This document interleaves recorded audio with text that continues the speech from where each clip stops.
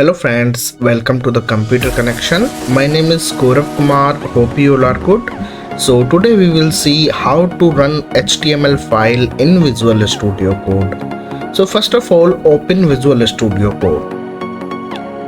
If you don't have Visual Studio Code on your PC, then I will provide you the Visual Studio Code downloading link in the description of the video, from where you can download and install VS Code. But I already have VS Code installed, so I open this.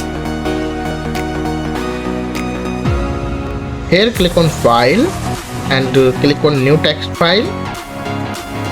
Here write an HTML code.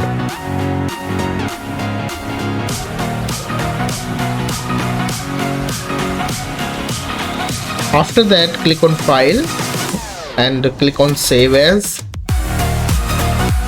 Here you can change the location part, like I am saving on my desktop, and here you have to give the name, like I am giving the name example. After the name, type .html, then click on save. Now I have created an HTML file. So how we can run it on browser? For that, go to extensions and here search open in browser.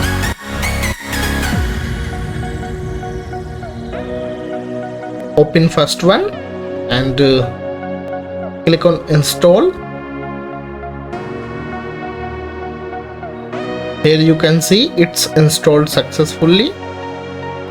Then close this.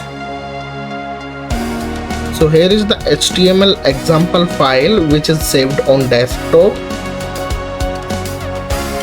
Now right click inside the code and here open in default browser and open in other browser. So let me go with the open in other browsers. All the browsers are visible in which you want to open, like I am opening with the Chrome web browser. So now you can see your HTML file output in the Chrome browser, and you can also check the output by double clicking on the file you have saved. Let me check the output. Double click on it, so you can check the output. So that's all about this. Don't forget to like and subscribe for more related videos. Thanks for watching.